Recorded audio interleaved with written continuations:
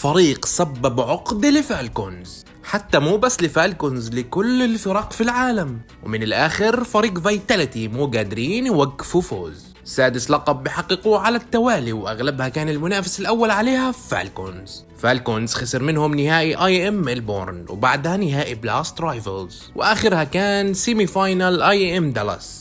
رقم قياسي عالمي ب30 مباراة فوز متتالي، وعلى بعد 30 مباراة ثانية عن أكبر رقم قياسي. وإذا كملوا على هذا الأداء ممكن نشوفهم بحطموا جراند سلام ومعه $1,000,000. داخلين على الميجر وهم المرشحين الأول للقب، معهم أكثر لاعب توكسيك في تاريخ اللعبة إيبكس، والأهم معهم أسطورة CS2 الملك زيو. وكل هذا صار بسبب انتقال واحد بس، انتقال روبز من فيز لفيتاليتي أعطاهم قوة غير طبيعية، خلتهم يسيطروا على اللعبة طول بعرض. واللي واضح حاليا الفريق الوحيد اللي قادر يتفوق عليهم هو فالكونز. والسؤال بس اللي بنطرح هو متى؟ هل مع قدوم كايوسكي ولا في الميجور؟ احكوا لنا رأيكم.